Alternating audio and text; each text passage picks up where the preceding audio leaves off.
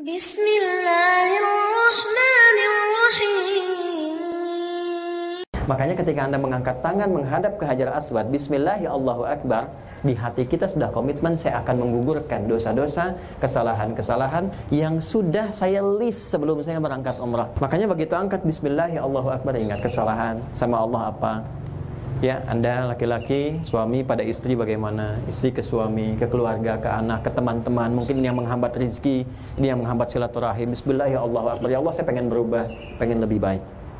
Maka dari situ kemudian kita bertekad memulai dengan bacaan Subhanallah, Alhamdulillah, Wala ilaha illallah, Allahu Akbar. Perhatikan baik-baik, ini intinya. Kalau mau ditambah la haula wala quwata illa billahil aliyyil azim. Satu, perhatikan, lulus ini, maka dari sini sampai ke rukun yamani itu potensi besar terkabul semua doa. Saya nggak main-main ya, saya mohon maaf ini. Ya, tenaga, biaya, keringat, macam-macam tuh mahal sekali. Jadi jangan sampai lelahnya tuh nggak dapat apa-apa. Saya nggak pengen itu. Kalau Anda pengennya cuma datang berangkat, ya bisa dengan travel yang lain, ya, dengan pembimbing yang lain. Saya datang bukan untuk membimbing sesuatu, tapi memastikan ibadahnya benar.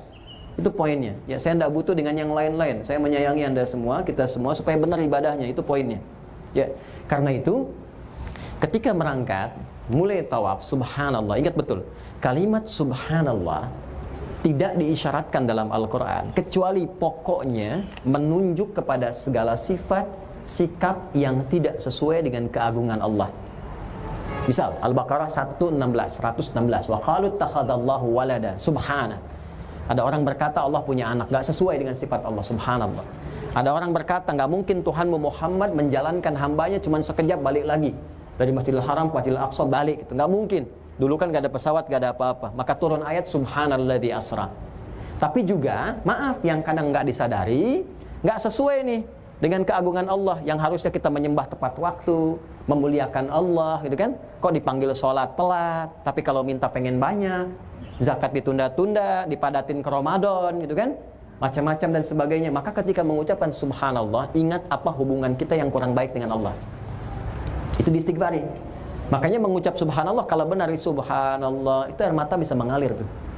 Ya, ingat hubungan kita. Dan bayangkan kalau diwafatkan bagaimana, kan udah pakai pakaian ihram nih. Dia kita mengatakan labbaik Allahumma labbaik, Allah jawab labbaik, ya, wa sa'daik. Dan mungkin saya siap wafat ya Allah dengan pakaian ini. Ini kan sudah kafannya nih. Ya, kalau haji kan sudah, ya, umrah kan gambaran kecil ya. Gitu. Jadi ketika kita sudah mengenakan ini, pakai Subhanallah, bayangkan tadi. Yang kedua, walhamdulillah. Itu kan ungkapan syukur atas segala nikmat. Pertanyaannya, benar nggak disyukuri? Ya, maaf, singkat saja. Syukur itu artinya menggunakan semua nikmat yang Allah anugerahkan di jalan yang telah Allah tetapkan. Misal, saya ingin syukuri nikmat mata nih.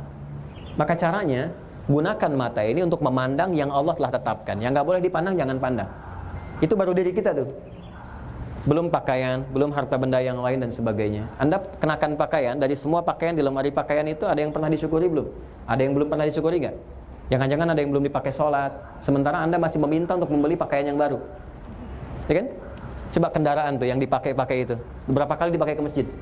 Bandingkan dengan kondangan. Berapa kali dipakai ta'lim? Berapa kali dipakai untuk yang taat? Semua yang pernah kita kenakan. Dan hebatnya, di saat yang sama masih minta kepada Allah untuk ditambah. Sementara yang dititipkan belum dipakai untuk ibadah. Makanya dilatih dulu.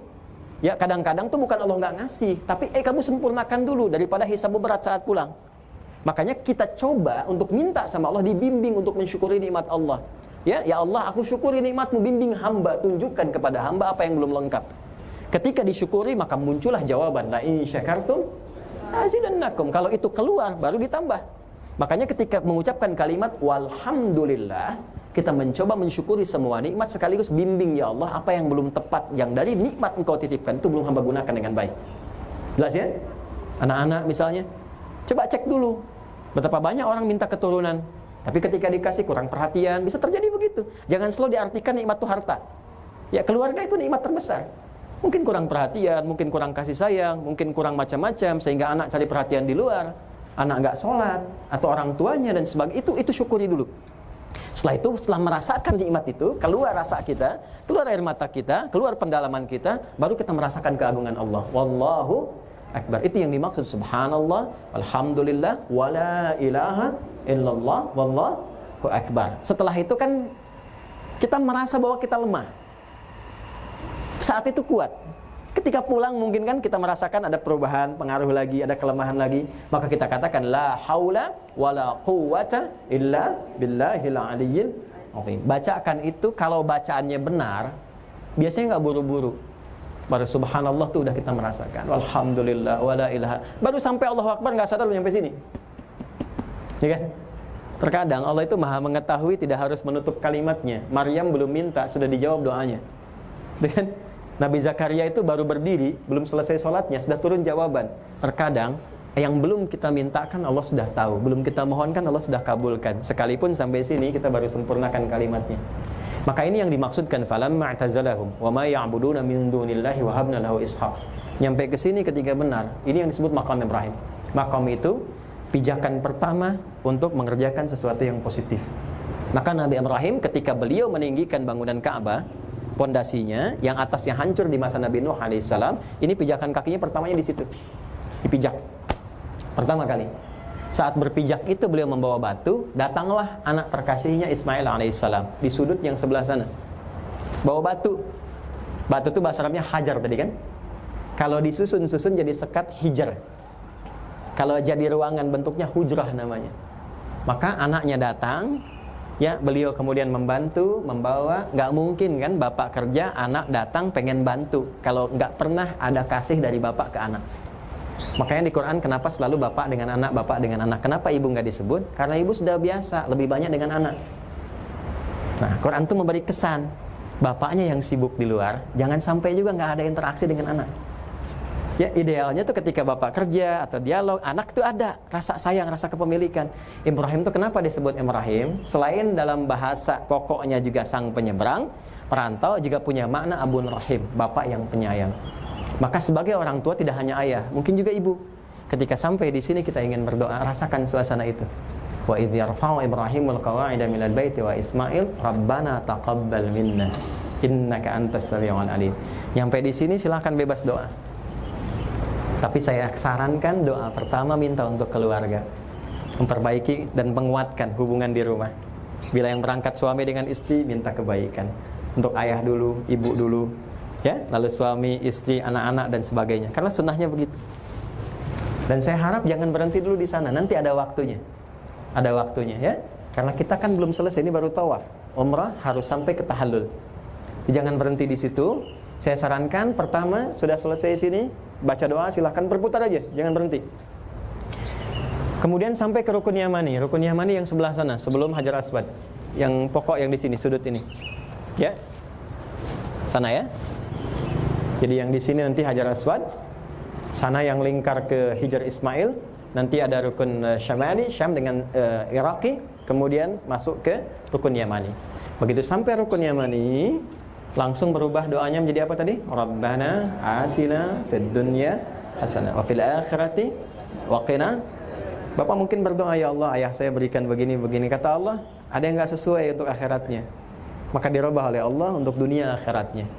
Kalau bapak ibu punya anak, anaknya sakit, kata dokter harus jeruk aja, jangan yang lain. Maka anak itu merengek minta apel. Apakah bapak kasih apel? Kata dokter kurang bagus, yang bagus jeruk kan? Maka Anda katakan ini jeruk rasa apel, gitu kan? Pada anak ya. Kadang-kadang doa itu begini, kita meminta kalau bagus dunia akhirat dikasih. Tapi kalau ada tempo, nanti Allah tangguhkan sampai kita siap menerima. Seperti anak 5 tahun minta dibelikan motor, kita sanggup, tapi anak belum punya kemampuan. Tapi ada yang kadang begini sifatnya, minta A dikasih B, karena Allah mengabulkan apa yang dibutuhkan, bukan apa yang kita inginkan. Jelas? Oke. Itu dari Rukun Yamani sampai ke Hajar Aswad. Itu berlangsung 7 kali. Paham? 3 putaran pertama lakukan dengan cepat. Ya, ini nggak ada masalah sambil jalan cepat. Jadi begitu subhanallah, alhamdulillah, la ilaha illallah, Allahu akbar, jalan cepat aja. Gak usah berlari ya, Ibu ya. Kalau laki-laki memang sunnahnya agak sedikit lari kecil ya. Nah, tapi kalau padat di ini aja jalan cepat begini. Jelas ya? Nanti saya biasanya akan bolak-balik. Ya. Biasanya saya paling lama tuh menyelesaikan itu.